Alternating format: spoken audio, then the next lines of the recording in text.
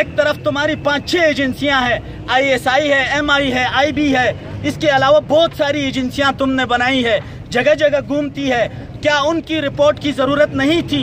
क्या तुम्हें उन पर एतमाद नहीं था कि तुमने एक बाजार के एक फुटपाती से उसकी रिपोर्ट सुनकर तुमने इतना बड़ा जो है ना इतना बड़ा जुल्म किया?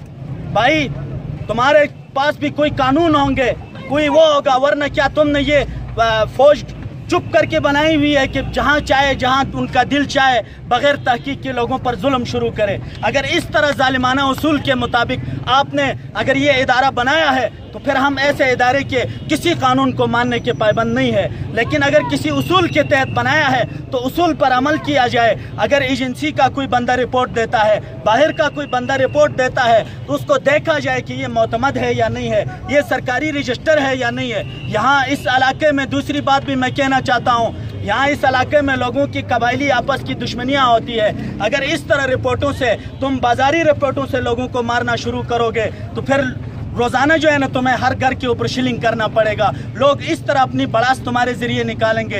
एक आम आदमी तुम्हें खटोना बना रहा है, एक तुम्हारे इस CTD के इदारे को एक आम बाजारी आदमी तुम्हारे साथ खेलकर, तुम कहते हो गद्दार ने गलत रिपोर्ट की, तुम्हारे साथ खेलकर अपने बड़ास निकालता है। तो इससे ये पता चलता है कि तुम एक आम आदमी के इशारे पर भी तुम अपने नजरियात को बेचने वाले लोग हो, और आम आदमी के इशारे पर भी तुम लोग जो है ना अपने जो है ना कोई कानून का पासदारी नहीं करते हो।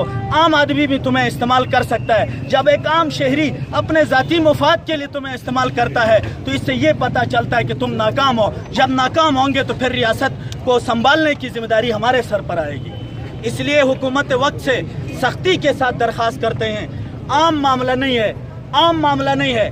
एक तो वहाँ लोगों के घर में घुसे, वहाँ असला नहीं मिला, लोगों के घर से ढाका मारा और 15-16 लाख का पैसा वहाँ से उठाकर भाग गए हैं, और उस पैसे को रिकवर किया जाए, ये हमारा मुतालिबा है। और इनके कातिलों को कैफर किरदार तक पहुँचाया जाए, ये भी हमारा मुतालिबा है। और जिन लोगों ने तुम्हें बहकाया है या जिन लोगों ने जिस मकसद के लिए किया उस मकसद को वाज़ेह किया जाए। तीसरी बात यह है, सऊदी अरब में 2-3 साल पहले सऊदी अरब मक्का में वहाँ ऊपर से एक खंबा गिरा, तामीराती खंबा, उससे लोग मारे गए और लोग बेगुनाह मारे गए। उस पर एक आदमी को 1-1 करोड़ रुपए दिए गए हैं। एक आदमी की दियत तकरीबन 1 करोड़ से ऊपर बनती है। 100 ऊँटों की कीमत 1 करोड़ से ऊपर है।